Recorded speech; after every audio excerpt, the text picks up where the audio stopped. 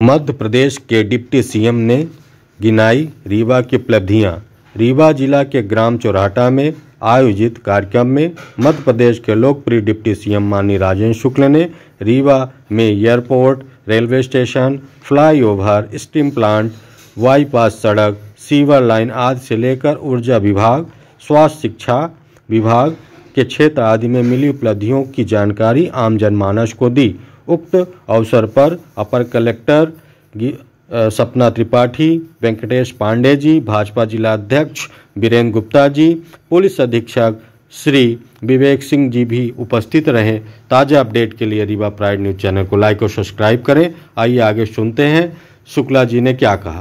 पंचायत की अध्यक्ष श्रीमती नीता कोल जी, नगर निगम के स्पीकर आदरणीय वेंकटेश पांडे जी, भारतीय जनता पार्टी के अध्यक्ष आदरणीय वीरेंद्र गुप्ता जी, गीता माझी जी, प्रभारी कलेक्टर सपना त्रिपाठी जी, देश तेजी के साथ आगे बढ़ रहा है प्रधानमंत्री नरेंद्र मोदी जी के नेतृत्व में, और इसलिए अब देश में एक अलग प्रकार का उल्लास का वातावरण है, क्योंकि आज़ादी के बाद, लोकतंत्र की स्थापना के बाद सरकारें इस देश को ऊंचाई पर पहुंचाने के लिए सड़क, बिजली, पानी, शिक्षा, स्वास्थ्य, हाईवे, 4 लेन की सड़कें, एयरपोर्ट, रेलवे लाइनें, इनके विस्तार के लिए जो जरूरी काम, जितनी जरूरत थी उस देश को, उस जरूरत के मुताबिक उस तरीके से काम नहीं हो पा रहा था। लेकिन आज कोई कसर नहीं छोड़ी जा रही। यहाँ तक कि गांव में नल से जल, फिल्टर वाला पानी गांव के लोगों को मिलने लगे। इसके बारे में देश की जनता ने कभी मांग नहीं की, क्योंकि लोगों को भरोसा नहीं था कि ये काम भी कभी हो सकता है। लेकिन प्रधानमंत्री नरेंद्र मोदी जी के नेतृत्व में इतने बड़े देश में अकेले रीवा जिले में 3000 करोड़ रुपए में नल से जल देने की योजना पर काम चल रहा है। फिल्टर वाला पानी, यदि हम स्वस्थ भारत बनाना चाहते हैं तो सबसे पहले क्या काम करना चाहिए? शुद्ध पीने का पानी उपलब्ध कराना चाहिए। यदि शुद्ध पीने का पानी देश के नागरिकों को मिल जाए गांव-गांव में, तो बीमार होने वालों की संख्या आधी हो जाए। हमारे अस्पताल अभी जितनी क्षमता के हैं उतनी क्षमता में ही देश के लोगों का काम चलने लगे। लेकिन इतना बड़ा काम था, ये इतना कठिन काम था। अरे शहर में तो फिल्टर, जब हम पहली बार विधायक बने 2003 में, तो आधे रीवा शहर को खारा पानी पीना पड़ता था, क्योंकि मात्र 18 mld पानी यहाँ फिल्टर होता था, और आज 54 mld पानी फिल्टर हो रहा है। 93 mld पानी फिल्टर होने लगे। इसके लिए वाटर सप्लाई में अमृत योजना के अंतर्गत काम चल रहा है रीवा शहर में।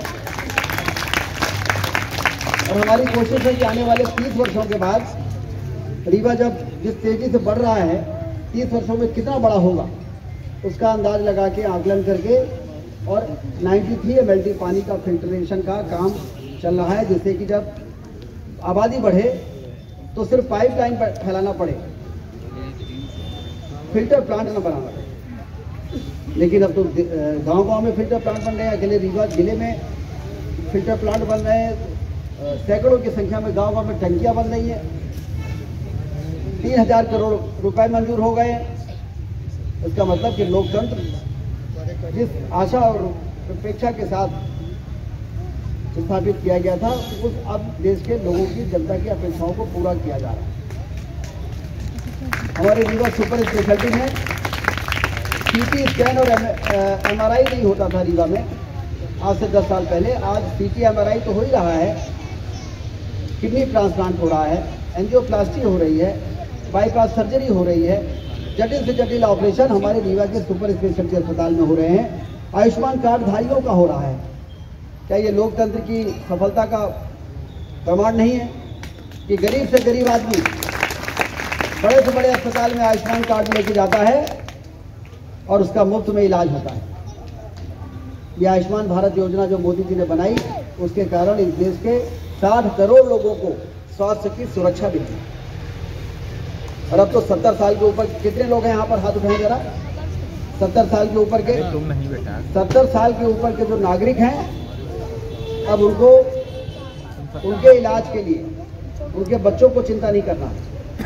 5 लाख रुपए तक का मुफ्त में इलाज 70 साल के ऊपर, चाहे वो अमीर हो, चाहे गरीब हो, चाहे ब्राह्मण हो, चाहे ठाकुर हो, चाहे अनुसूचित जाति हो, चाहे अनुसूचित जनजाति के लोग हों, कोई क्राइटेरिया नहीं है, सिर्फ उम्र का क्राइटेरिया, सिर्फ उम्र का क्राइटेरिया के आधार पर, क्योंकि उन्होंने जीवन भर इस देश में कुछ न कुछ किया है।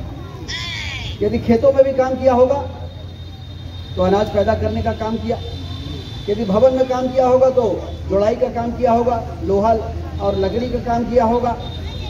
उनके योगदान को ऐसे ही खारिज नहीं करने देंगे। प्रधानमंत्री ने कहा कि 70 साल के ऊपर अब जब उनका शरीर काम नहीं करेगा और वो बीमार पड़ेंगे तो उनके बच्चों की ओर नहीं देखना पड़ेगा उनको कि हमारा इलाज करा दो, 2 लाख रुपए 3 लाख रुपए खर्चा होने वाला है।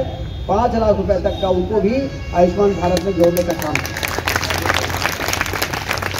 ऐसे लोकतंत्र को अब वरदान बनाने का अभियान शुरू हो गया। इसलिए जब हम 15 अगस्त और 26 जनवरी मनाते हैं तो एक अलग उत्साह दिखाई दे रहा है। सिंचाई की नहरों का जाल बिछाया जा रहा है, नदी को जोड़ने का काम हो रहा है। अटल बिहारी वाजपेयी जी ने कहा था कि इस देश को समृद्ध करना है तो देश की नदियों को जोड़ना पड़ेगा। जब नदी जुड़ेगी तो धरती से दौलत पैदा होगी, प्रति व्यक्ति आय बढ़ेगी, किसानों की क्रय क्षमता बढ़ेगी। और वो काम शुरू हो गया। मोदी जी के नेतृत्व में केन बेतवा नदी को जोड़ने का काम शुरू हो गया। काली पार्वती सिंह और चंबल को जोड़ने का काम शुरू हो गया। हमारे देश में कहीं पर बाढ़ आती थी और कहीं पर सूखा पड़ता था। क्या ये सरकारों की जिम्मेदारी नहीं थी कि जहाँ बाढ़ आती है वहाँ का पानी रोका जाए और जहाँ सूखा पड़ता है वहाँ पानी पहुँचाया जाए? इसके लिए नदियों को जोड़ने की योजना अटल बिहारी वाजपेयी जी ने कहा था। उसमें मध्य प्रदेश में जो काम चल रहे हैं 1 करोड़ 75 लाख रुपया मंजूर किया अभी मोदी जी ने और भूमि पूजन का। इसलिए अब हमारा भविष्य सुनहरा है। विकास की क्रांति हम देख रहे हैं, आने वाले समय में और हमको देखने को मिलेगा।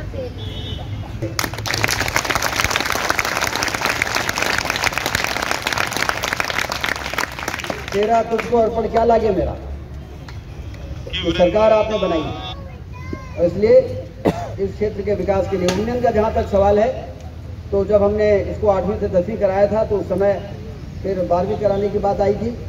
तो उस समय ये बात आई कि यहाँ पर गोहार हायर सेकेंडरी है, इधर अल्डाल हायर सेकेंडरी, ये दोनों हायर सेकेंडरी नहीं थी। इसको भी 8वीं से 10वीं फिर 12वीं कराया, उसको भी 8वीं से 10वीं से 12वीं कराया। तो ये टेक्निकल 5 किलोमीटर वाला क्राइटेरिया आड़े आ गया था। लेकिन एक महाशक्ति बनेगा तो उस समय के नागरिकों में संस्कार की कमी नहीं रहेगी। और नहीं तो ज़्यादा विकास हो जाए, ज़्यादा प्रति व्यक्ति आय बढ़ जाए तो फिर नशा और अन्य तरह की चीज़ें भी बढ़ती, विकृतियाँ भी बढ़ती। विकृतियाँ न बढ़ने पाएँ इसके लिए लोगों को संस्कारित करना बहुत जरूरी है। अंग्रेजी में एक कोट है, education without culture is like a flower without fragrance. जैसे कोई बहुत सुंदर फूल है और उसमें खुशबू नहीं है, उसी प्रकार से बहुत शिक्षित आदमी है और संस्कार नहीं है तो फिर वो अपनी जिम्मेदारियों का निर्वहन नहीं करता अच्छे से। फिर वो बड़े पद में भले पहुंच जाए लेकिन लोगों के प्रति संवेदनशीलता नहीं रहती। दुखी को देख के वो दुखी नहीं होता, बल्कि हंसते खेलते व्यक्ति को दुखी करके वो सुखी होता है। आप लोग समझे नहीं लगता। कुछ लोग होते हैं जो दुखी व्यक्ति को खुशी करके खुश होते हैं और कुछ लोग खुश व्यक्ति को दुखी करके खुश होते हैं।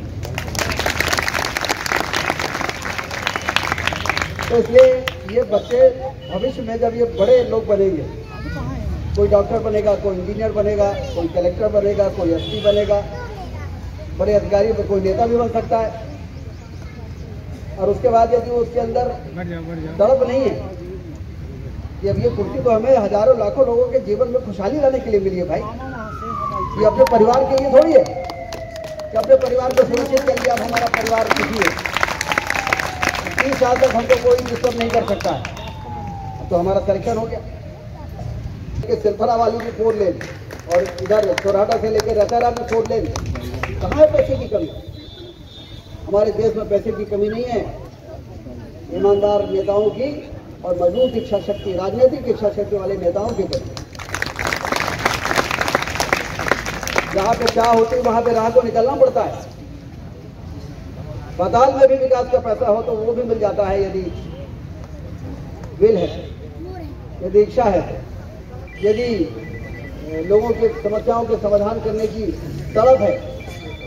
तो कौन किसकी इतनी हिम्मत है कि जो आपके क्षेत्र के विकास के लिए पैसा देने से मना करते हैं। ये रीवा का एयरपोर्ट जब हम पहली बार जाते थे तो लोग कहते थे कि रीवा में एयरपोर्ट कैसी बात कर रहे हैं, चाहे वो भोपाल के अधिकारी हो चाहे वो दिल्ली के अधिकारी हो, कि रीवा कहाँ है कहाँ आपका।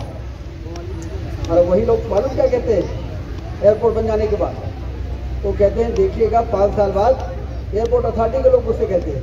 पहले मैं उनको समझाता था कि रीवा में क्या पोटेंशियल है। मैं कहता था यहाँ पर वाइल्ड लाइफ है, यहाँ पर मैहर में शारदा माई का धाम है, चित्रकूट है, यहाँ पर पावर हब है, सीमेंट हब है।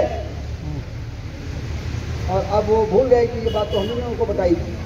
तो एक दिन एयरपोर्ट अथॉरिटी के बड़े अधिकारी मुझसे कह रहे थे कि आपका एयरपोर्ट बन गया, बहुत बधाई, और आप देखिएगा 5 साल के बाद इंदौर भोपाल के बाद सबसे बिजी एयरपोर्ट यदि कोई होगा तो आपका रीवा का होगा।